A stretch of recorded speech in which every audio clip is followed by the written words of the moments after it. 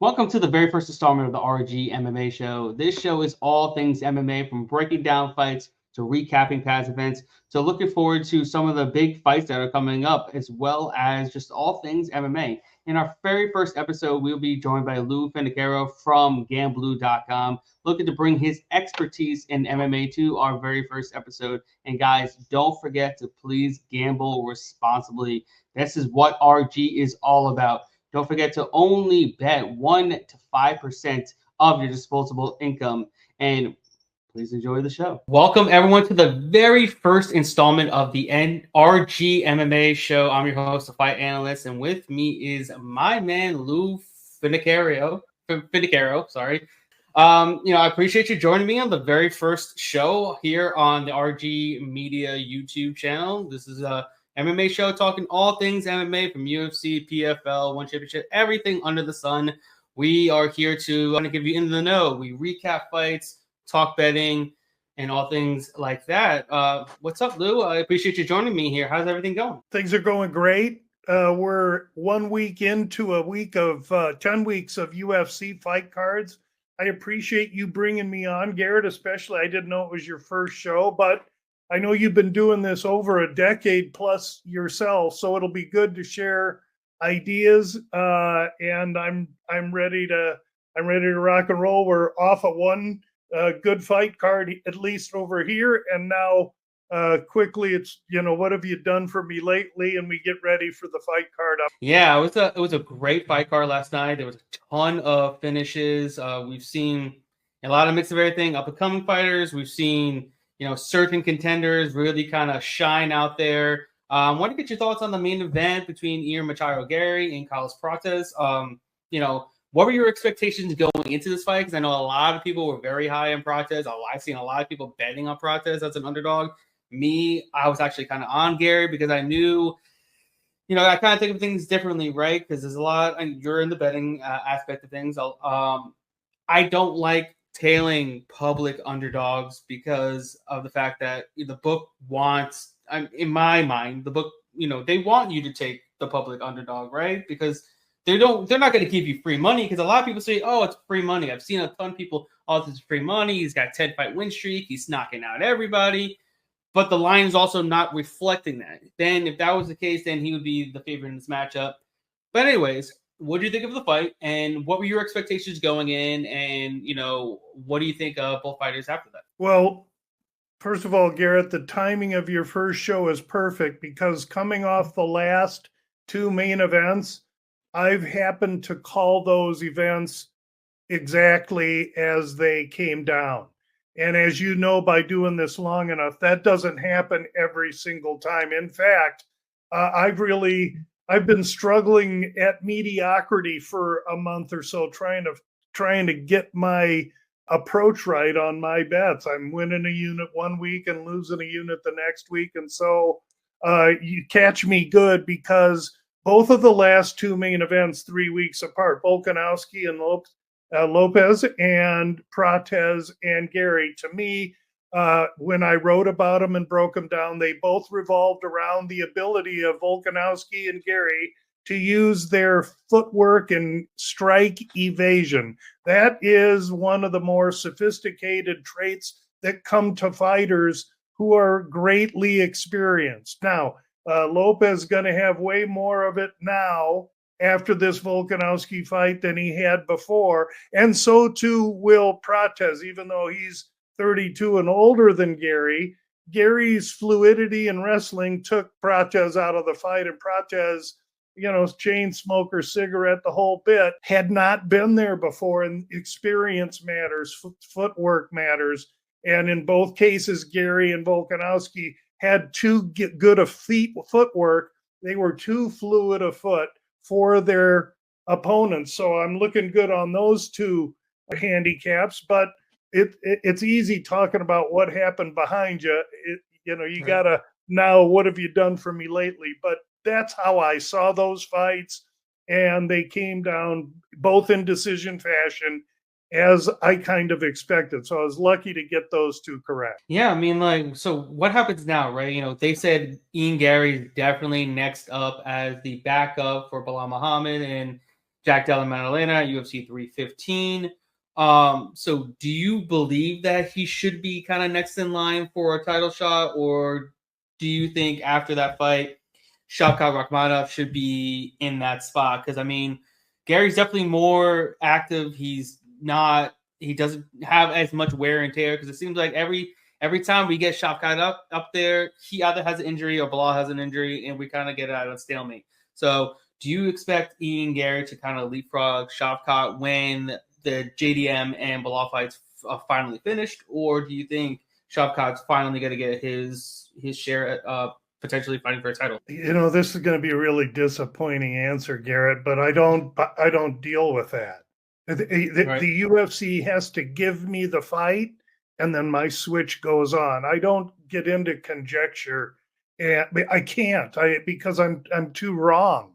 And so I don't know how to answer that. I have no idea. I don't think about who's next. I just think about if there's a fight announcement and there's a short notice change, how unfair would that be to Bilal to have to now get this guy when he's been preparing for Jack Della Maddalena? So I don't know what the UFC is capable of.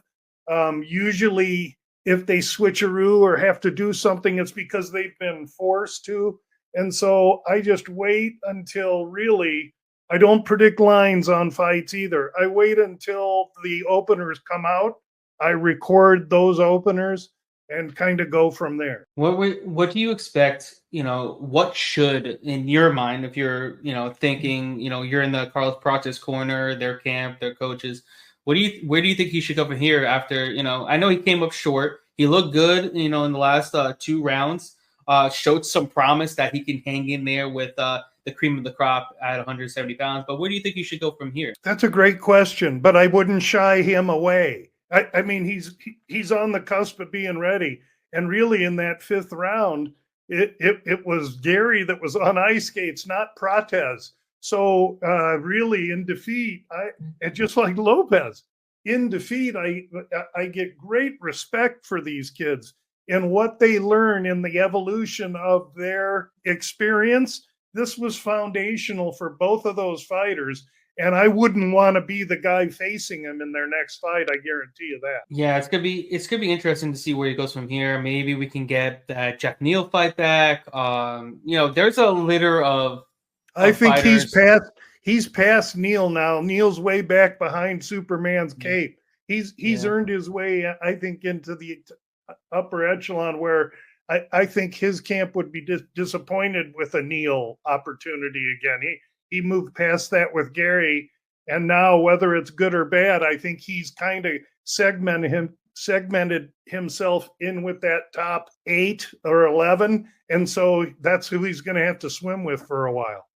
Yeah, I definitely agree with you there. He definitely showed that he's definitely past like the lower end of the the top 15. It showed, and man, I'm excited to see where he goes from here. I knew it was gonna be a tough out. But he's definitely a fan favorite still, regardless of a loss. And he's, sometimes, you get a loss, but like his stock rose off that loss. I mean, he showed that he can knock anybody out at any given time. He gave Garry, I know he had a lot of trouble in the early going, trying to find his range against a guy who was much faster, much more technical. But once he got going, 4th and 5th round, man, was he laying it on him. And kudos to Garry for even having the chin to be able to stay in there, because everybody else before him definitely had no chance of hanging in there with him. I mean, he literally touched Neil Magny and he crumbled, within seconds. So just imagine how Gary's chin actually really is, you know what I mean, to be able to withstand the power that Prates really, has in his hands. Moving on to Anthony Smith, how demoralizing was it to really watch, that, you know what I mean? His last fight, he came in as a massive underdog, and rightfully so. He was on his last legs, 36 years old. But to see him go out like that, I wanted to get your thoughts on, him as his career as a whole, and your thoughts on his, his last performance inside the octagon. Garrett, I'm from Omaha, Nebraska. Okay. Anthony Smith's from Omaha, Nebraska. I'm proud of the guy.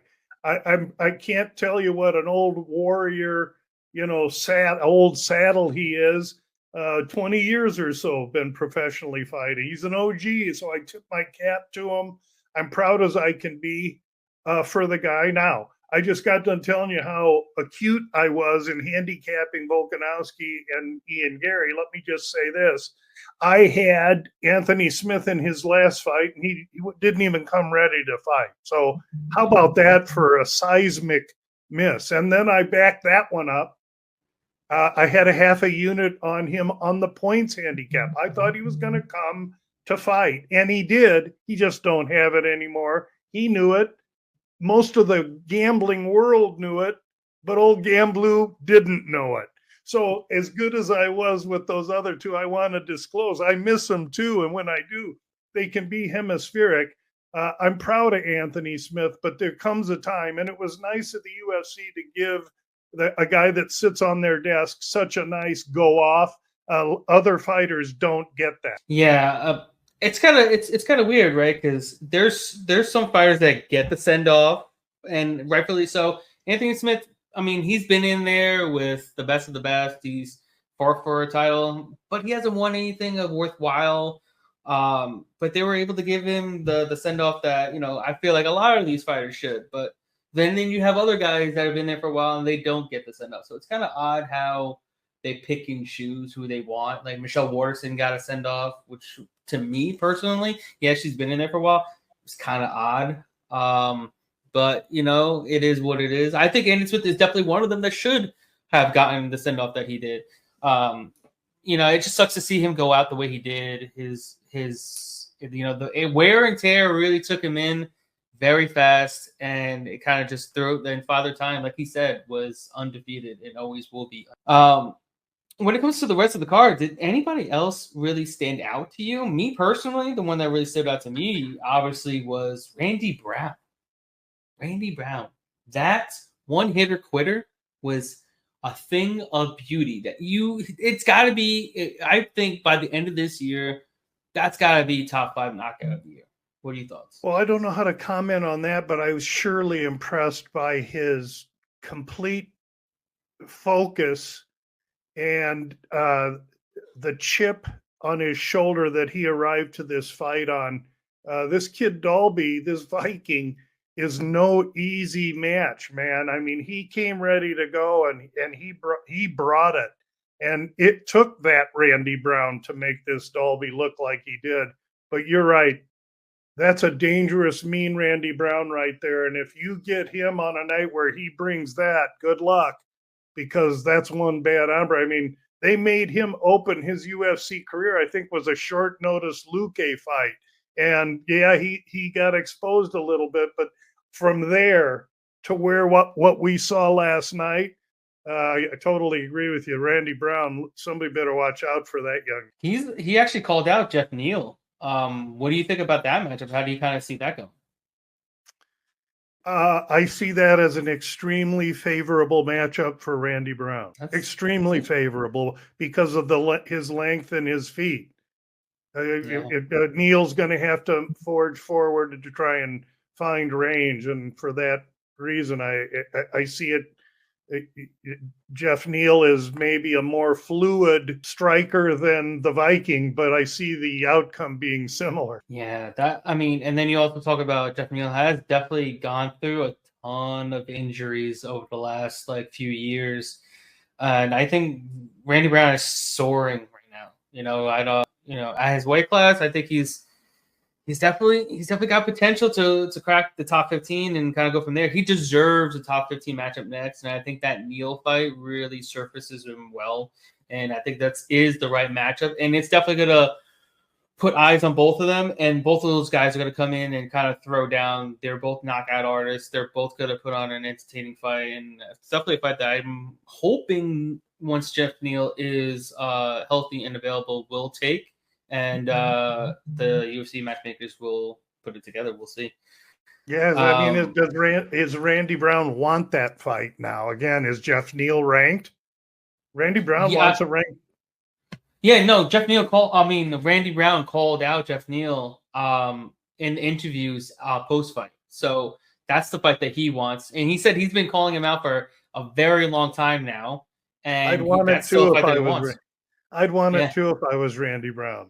To be quite honest with you. Okay, well, you're ahead of me. You're ahead of me on that one. I would think that Randy Brown would come a favorite in that fight, but again, I don't make the line. I try and bet into it, or at least bet into its movement. Yeah, I mean, I think top to bottom, great fight card, a ton of action, a lot of up and coming fighters that kind of put their names out there, and it was a good fight card. I was very surprised by the one hit knockout of Malcolm Wellmaker in his UFC debut against Cameron Simon. That was a thing of beauty. And it's crazy to think of it because everybody says once you're in like 30 years old, you're kind of like you're just getting into your prime. But he's now 9-0 as a pro. He gets into the UFC at just 30 years old, and he's just hitting his prime. It's kind of crazy to me because he doesn't have a ton of MMA experience. Just now 9-0 as a pro, and he doesn't do this full time. He still has a full-time job on the side. So, what do you think of his ceiling coming into the UFC? I think at 135 pounds, this is the great weight class for him. He looked poised for someone who's not as experienced. I've never seen someone as comfortable in there in the UFC debut. He looked zoned in, ready to go, kind of just like his Contender Series fight. Literally was zoned in. He's like, nothing else really mattered. He was doing his thing, dictating the pace of the fight, coming forward, pushing his opponent on the back foot, and was able to counter. He countered beautifully. He even got clipped, and then he came back with a right hand and knocked him out. So what do you think his ceiling is in the 135-pound division? Unlimited. I mean, with a kid like that, you saw how surprised he was on the counter himself. That's when a kid has it natural. It's just in him that power exists because he surprises himself with it. He took a shot, as you're right. So he didn't really get to step and flex and point that ankle inward and give it his torso. He came, it was kind of a rubber band shot, but I really, we were fortunate enough to be on him at minus 110. It was a good fight against a kid on the bounce that has UFC experience. So this Wellmaker, I keep an eye on him because he to me he's a natural. Yeah, like I said, not a ton of experience. I mean, Cameron Simon has a ton of experience, not just in MMA, but in combat sports itself, because he was a former K1 kickboxing champion. So I mean, he has a ton of experience in combat sports. So for him to go out there and make quick work of him, Peyton Talbot wasn't even able to do what he did. So you know how big of a prospect that everybody thought and still do think Peyton Talbot surely is, and he wasn't able to do that. So I think Wellmaker is he just got that God-given talent, and he's put that work in, and it really shows. And I'm definitely looking forward to see, where he goes from here. Moving forward, we have, like I said, we have 10 weeks of fights coming up. There's a lot of fights moving on, but we're still kind of in a limbo here.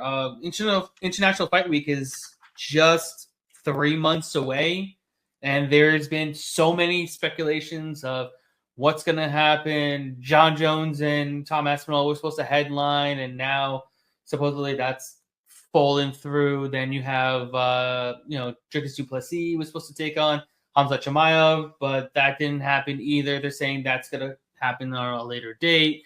Now there's talks of Aspinall versus Cyril Gane for the interim title. Then you got Islam Makhachev taking on Ilia Topuria for the lightweight title. I mean, there's so many rumors out there. What do you like? If you were playing matchmaker for the UFC, what would you suggest that they do? Because I mean, you talk about International Fight Week is the fight week that everybody comes in. They want to see a big fight card, and that's usually one of the few fight cards that should be one of the best of the year. So, what do you think they're going to put on? What do you think they're holding out for? What are your kind of expectations? Well, we're still like 10 weeks away. To me, again, this is not what I think about, but I'm not convinced it's not Aspinall and Jon Jones. I don't put it past Dana to be able to do what everyone thinks he can or can't do. I mean, he got UFC running in COVID before all the wise guy, big, huge sports leagues with all their attorneys did. And so I'm not going to underestimate him. Plus, GambLou clients are heavily vested in future bets for Aspinall to be the heavyweight champ on 12/31 of 25. So whether that fight I have understood is going to happen, according to Chael Sonnen, that clearly Jones and Aspinall's happening. It's a matter of when. That makes me even more confident it's going to be at the International Fight Week. But again, this isn't what I do. I just wait till they give me something. Right now, I am so finitely focused on Kansas City that's kind of how I see him. Like I'm marching just 1 week at a time, and what's too far off, especially that isn't announced, is hard for me to spend time on when I have so much coming up, step by step. Sorry to be a No, you're good. I'm asking questions. I wanted to get your thoughts on how you kind of foresee International Fight Week going on. But talk about that Aspinall and Jon Jones fight. Why do you have Tom Aspinall in that fight over what everybody perceives as the GOAT, Jon Jones? I have him to be the champ at the end of the year. I didn't bet him in the fight against Jon Jones.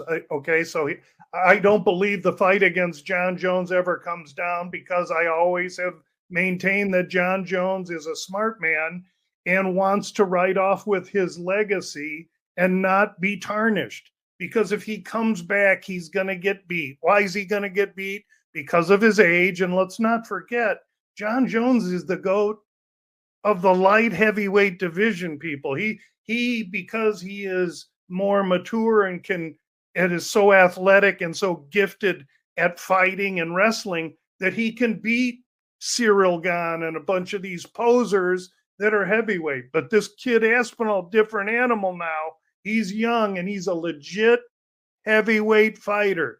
Jon Jones is mad if he gets in the octagon with him. And if he does, he's selling out for money. And I feel sorry for him, because these kids have been in the fight game for 40, 50 years. They don't learn their own history and they don't write off. Who wrote off? Nurmagomedov and Marciano. That's it. The other ones didn't know enough to protect their legacy. I hope Jones gets his millions, because I think it's a terrible matchup at this age for him against a natural-born killer heavyweight like Tom Aspinall. That makes a lot of sense. It really does, because like you said about Khabib, I mean, he really didn't care. He wanted, people around him wanted him to give it up, hang it up, and he's like, okay, that's fine. And I'll just ride off into the sunset undefeated. No one has ever touched me. No one has ever beaten me, and I've beaten everybody. And that's kind of where Jon Jones is right now. I mean, he's not been beaten, and no one has touched him. And he will be going against the toughest fight of his entire career. And not only is he going against the toughest fight of his career, he's going it at the worst possible time of his career. He's not in his prime anymore. He's not young. He's not as fast as he once was. He's very skilled, very technical, but he's going against a guy that can match him in size, speed, and power in a division that he's still not accustomed to yet. So very dangerous fight. And I believe if he does eventually fight, they're gonna throw the bank at him. He's gonna get an absolute bag. He's got to be getting at least 20 million plus, anywhere between 20 and 30 million for that fight, because that's what he's kind of aiming for. I think he's aiming for around 30 million. And I believe they should just throw it at him. I mean, that's why this has taken so long. Because there's no reason why they shouldn't just throw that type of money at him, because it's literally the fight that I can't even think of another fight right now in a while that's been more anticipated than this fight. Can you think of a fight that's as anticipated as this fight was at any other time? I mean, only if Pereira had remained undefeated could you have found something in that same paragraph, in my opinion.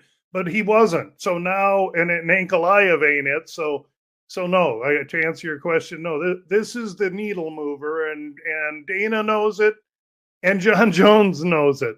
And that's the game right here. We're watching a chess match between Jon Jones saying, I don't think I can do it, and Dana coming back with another million. And over the course of the last 3 months, it's gone from here to here, and it's only up to, Jones and Dana to decide it. But again, Chael Sonnen has reported that the thing is done and agreed to. So let's hope he's correct, and eventually they'll enlighten us with the information. Yeah. See, the thing is with Chael Sonnen, he right after he said that, a day later, he's like, "Oh, they will not be fighting." And now, did he?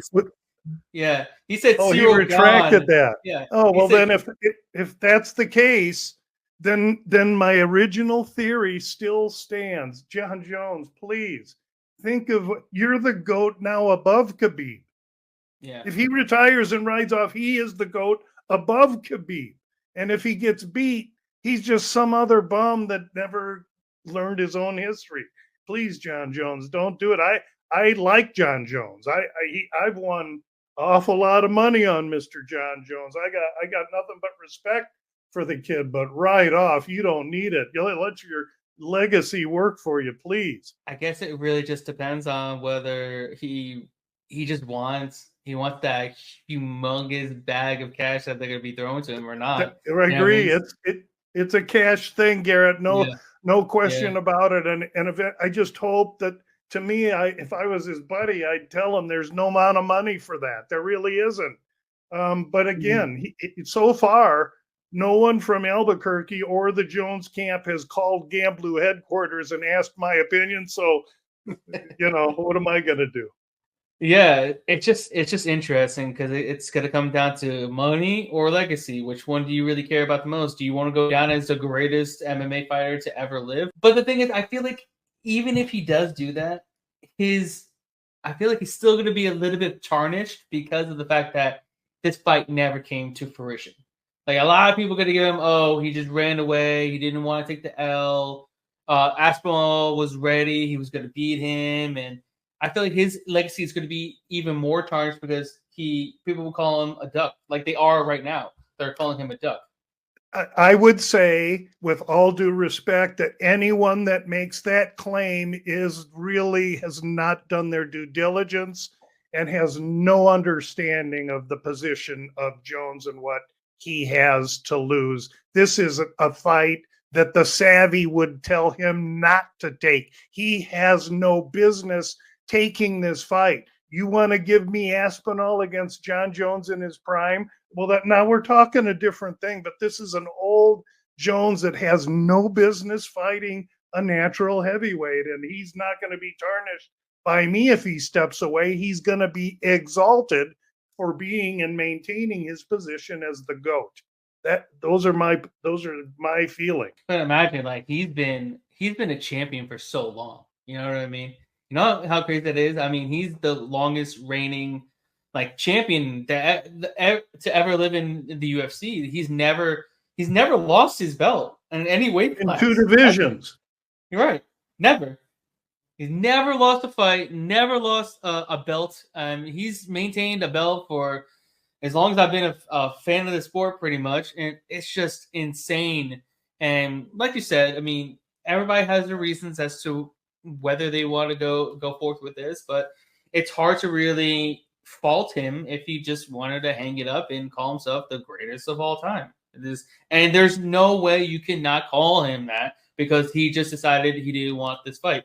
You're not going to say to Khabib that he's not one of the greatest to ever do it either, because he is. Whether he walked away or not, he's still one of the greatest to ever do it.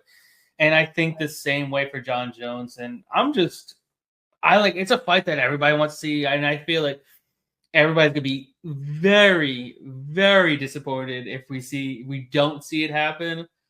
But I mean, I guess we'll just have to wait and see what the UFC comes back. I personally don't think it's going to be International Fight Week. I feel like if it does happen, it's going to be at MSG November, December for all the marbles to end the year with a bang. I don't think it's going to be in Vegas. I think it's going to be MSG because I'm pretty sure Jones is from New York. I'm not that area. I don't remember. I know he trains in Albuquerque, but I think he's from New York because I think his brother. I think the family's from New York, or whatever. Yeah. So, Yeah, if that does just understand now, what if it doesn't happen? What if Jones slips on ice and blows his shoulder or something? Then right. who's going to beat? Aspinall's currently interim. He's going to be named the heavyweight champion if he fights or doesn't fight before the end of the year. Moving forward to next weekend, we have a fight card in UFC Des Moines, Iowa, headlined by a bantamweight matchup between Corey Sandhagen and Deiveson Figueiredo.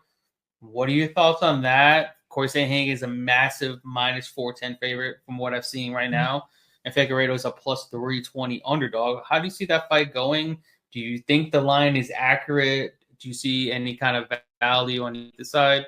How do you see it playing out? Well, this line opens minus 235 Sandhagen, and now you're looking at, I'm seeing 410 to 440 anywhere. And so the party's over. The Sandhagen Sharks came in and ate all of that. I don't, feet. Sandhagen's a most underrated fighter in that bantamweight division, and Figueiredo moving up, going to be a little undersized here as well. I think he's given up some age. I'll show mine by putting my glasses on. Figueiredo 37, Sandhagen 33. This is a tough ask for Figueiredo. They're giving him a tough fight here because I think Sandhagen can compete with him effectively on the feet and on the ground, and it's got that long, lanky build on him. Sandhagen's a problem for anyone in that division. I rank him higher. I think that if I was a little bit more awake at that opener, I'd have jumped on Sandhagen. But at this price right now, maybe I wait. I can see the total in the fights 4.5 over minus 250. Maybe you wait for props and you do a Sandhagen decision kind of play. Maybe that's the way to go, because I will say this for Figueiredo, he is durable. Yeah, that's true. I just feel like this is kind of fairly, I don't want to say easy because it kind of is. I mean, I feel Corey Sandhagen is just pretty much better everywhere than Figueiredo, especially at this point in their careers.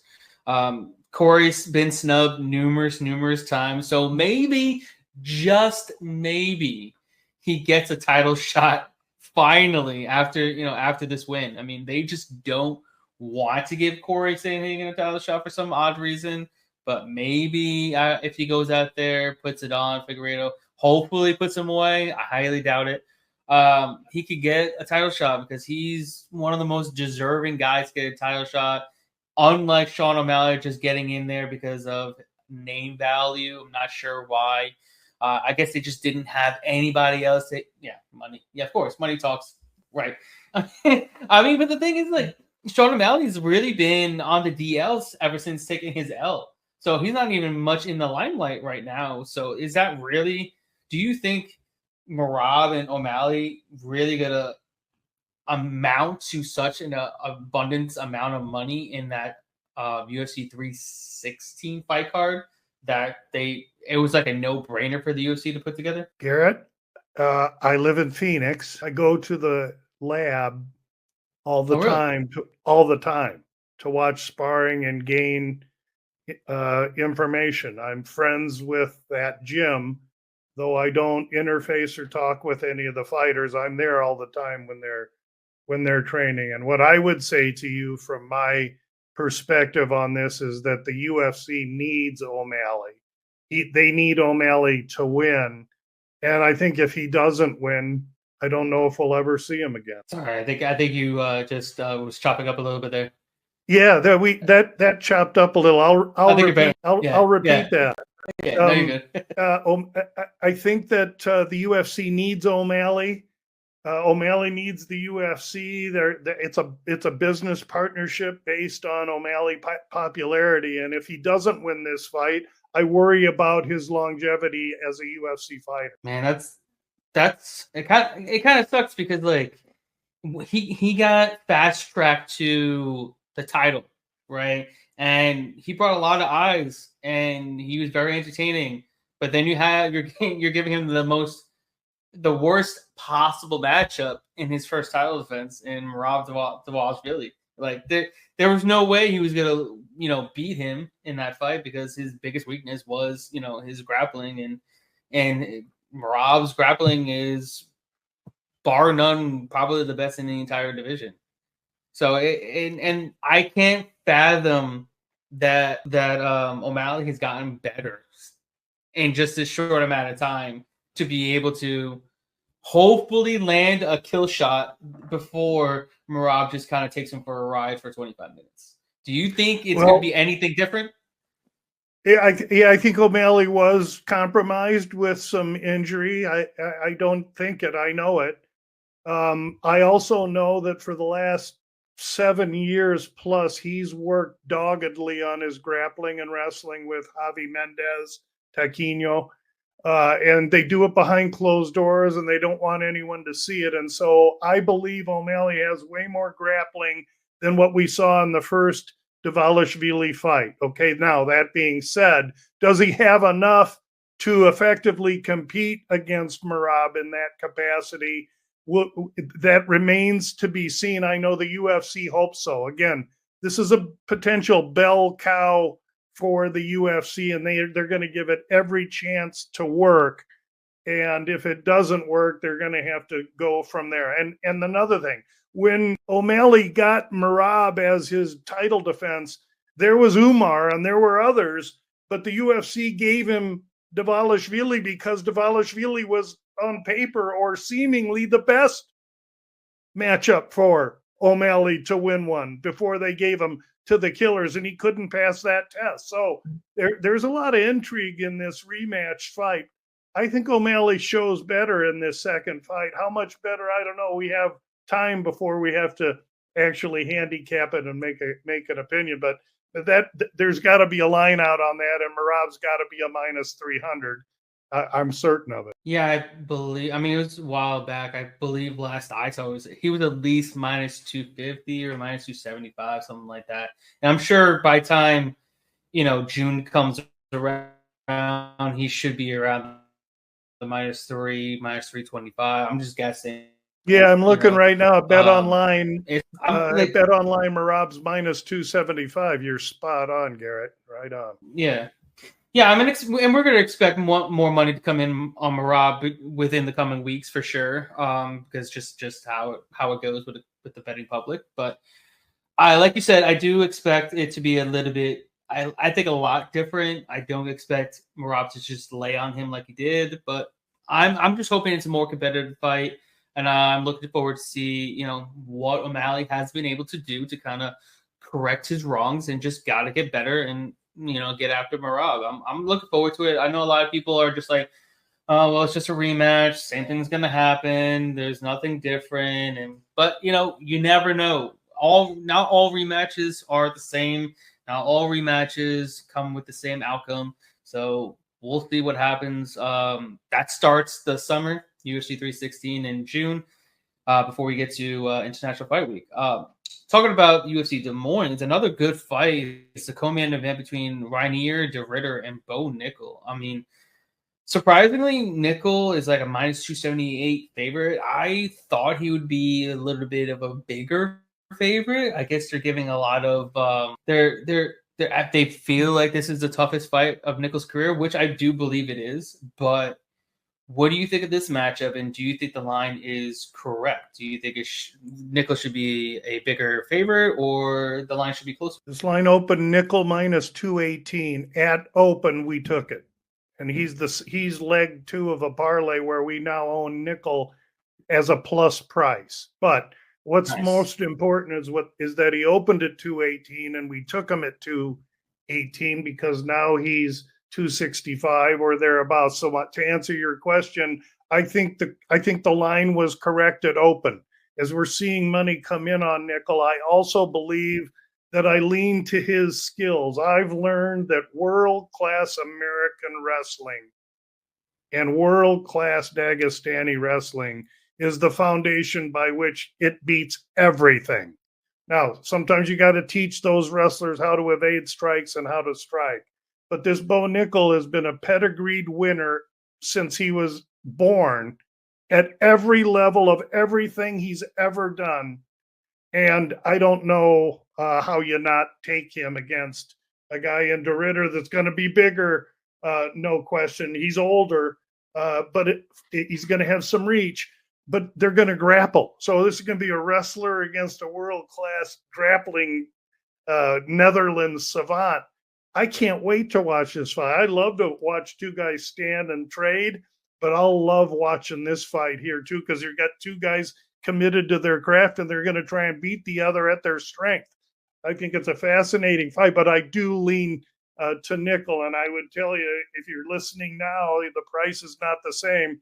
You find a way, I think, to use Nickal in a parlay so that you can minimize. I don't bet more than one unit to win a unit. I don't do it. I bet a unit and I figure out how that unit can work for me to win more than one unit. That's the smart way to do things. And that's why here at RG, which is also called responsible gambling, that's the right way to do it. Instead, you have to make your money work for you instead of, outlining the risks of your money, right? And with this matchup, you really do believe that they're gonna go out there and grapple. For me, I feel this is gonna be kind of reminiscent of the Paul Craig fight, where Paul Craig was the better decorated jiu-jitsu ace, just like De Ridder is. But I don't think De Ridder's gonna be able to get this fight to the mat.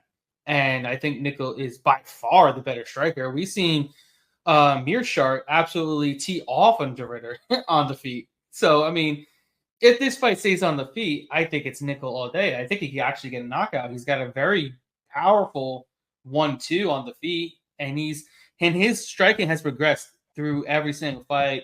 Working with Mike Brown over at American Top Team, he's been getting a ton of great work over there. He's been progressing each and every single fight, and I think this is the fight where he really shows off, and he finally gets a ranking in his name. I know De Ridder has he was a 2-division champion over one championship. But I just don't think his grappling is good enough to, one, get Nickal down, and two, he has absolutely nothing for him on the feet. Yeah, he's a little crazy on the feet. He throws wild strikes from different angles. That's what's going to kind of throw off Nickal in the beginning. But I feel like as long as he's defensively sound, he should be able to kind of just, stay the course, put his hands up, and just lay it on him and eventually knock him out. I mean, he got hurt from Mearshart on the feet. I don't see how Nickal can't just do the same unless I'm wrong here. How do you see that? Well, I definitely read what you're saying. The question for me is that can I compare Nickal's feet to Mearshart's feet? No. Mearshart's got 20 UFC fights worth of feet. Nickal's a wrestler learning how to evade strikes and learning how to strike. He doesn't have his feet yet, but neither does De Ridder. I look for De Ridder to go after Nickal like a linebacker in the Super Bowl. De Ridder is not going to allow this thing to stand at distance. I don't think Nickal's going to get a chance to use his hands. This is going to be a slow dance at the high school prom, fellas. And it's going to be against the fence and ugly and maybe a little bit, Garrett, I'm projecting what I want into this fight because I want to see him rolling around on the hay so bad. But again, if it is, I totally read you. I think if it stays standing for some reason, if they're caught looking at each other, Nickal will have control with the power in his hands and the fact that De Ridder just has never had to use those. Yeah, man. Now you think about it, it really would be intriguing to watch these two just kind of get into the grappling exchanges because De Ridder's, his scramble ability, his jiu-jitsu is top notch. We saw that against another Brazilian jiu-jitsu black belt and Kevin Holland. He absolutely decimated him. Like majority of the people kind of thought it would because we know, Holland against 185-pound grapplers never goes well. But I'm excited to see Nickal go in there and go against somebody who's in the top 15 and finally get a ranking under his name. I feel like this is a fight where the UFC is trying to give Nickal a favorable matchup to kind of get into the very experienced. He has a grappling pedigree. but he's not a good striker. He's not a good offensive wrestler either. So getting to the fight, he's going to have to probably pull guard, take a limb, get his back, roll on the ground. I don't think he's physically going to be able to land a single leg. He's not going to be able to effectively get a double leg. I don't think he's going to be able to trip him. So he's going to have to be very, very unorthodox in trying to get this fight to the mat against Nickal. So that's why I feel like this is Nickal's fight to really, it's his fight to lose, in my opinion, because the UFC is trying to give him a path, right? They do the same thing with Paddy Pimblett. Here, they gave him the keys to move up and to get a potential title shot, because these are cash cows, right? These are the cash cows. Nickal's one of them. Paddy is one of them. And I feel like this is a perfect matchup for Nickal to get a good win on his resume and finally get a ranking next to his name. And that's kind of like the same thing I said last night with David Onama and Giga Chikadze. This was a fight for Onama to finally get a notable win on his resume and get a ranking next to his name. Do you kind of feel the UFC's kind of doing the same thing, matchmaking here with Nickal against the Ritter? I absolutely agree with everything you just got done saying. Listen, Endeavor is an entertainment company that owns the UFC, a company that pays bonuses for performances. They want knockouts. They want violence. They want blood. Now, will they get it in this particular matchup? I don't know. But what they also want is figureheads that carry a lot of butts that go watch these guys or want to watch them on TV, and they believe that they have that in Nickal.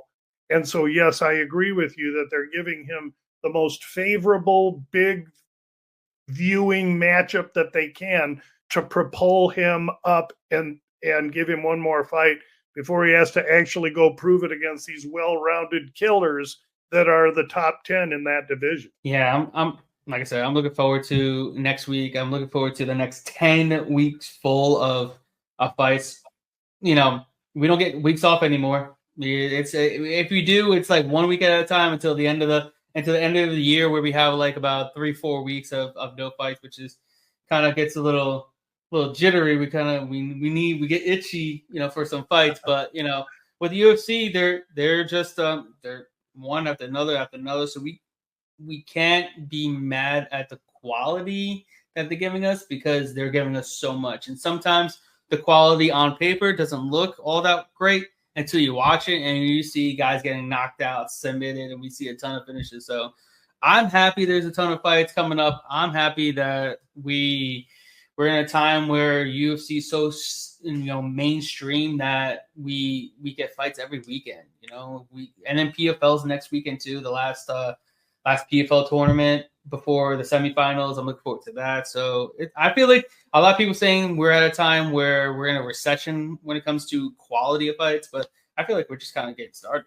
There's more fighters on the roster, but I'm in the business of making money off fights. So the more fights there are, the better. I don't have to bet all of them. The UFC does a phenomenal job of putting on 44 to 46 fight cards every year. And they always have guys that get sick, get in a car wreck, don't get a visa, and they shuffle it, and they keep 10 to 14 fights per card available for me to be able to make a living. They're going to get nothing but respect from me. Now, are there things that I find like fighter pay that I'd like to see changed and adjusted? Yes, every entity can improve, but for the most part, you're not going to hear me bitching about the lack of name quality on a card. It's up to me to go in there, do my handicapping, and determine where advantage lies. Absolutely. I completely agree with you there. We get to watch fights every single week. We get to analyze fights every single week. And we get to do what we love, and that's analyze fights, make some money, and enjoy it while we do it. You know what I mean? Exactly. And that's kind of that's the end of this episode, man. Of first installment of the RG MMA Show. I appreciate you so much being here with me and talking MMA, betting, and all that good stuff. But before I let you go, the floor is yours. I don't know if you want to shout out anybody or just give a little message to your fans and everybody that supports you before we head out. Lou is my name. GambLou.com is my webpage. I only work certain sports. UFC is one of them. And I do 2 podcasts with the UFC every Monday, wherever podcasts are available. I do a sneak peek. It's a play on sneak peek. And what I do is a opening line dissection. Tomorrow, I will get at 6 in the morning.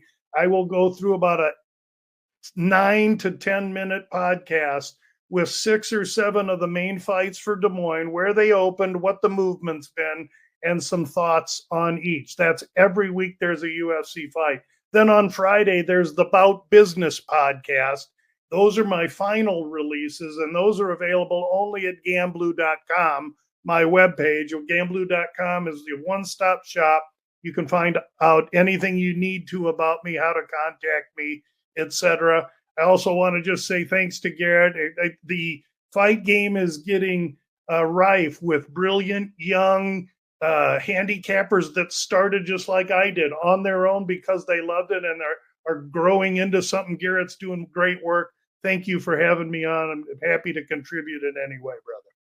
Thank you so much for being here. Appreciate you joining me on the very first episode, and definitely will speak soon. And good luck with your bets. I know for sure you're gonna be cashing them, and I look forward to it. Thank you so much, and we'll definitely have you on again soon.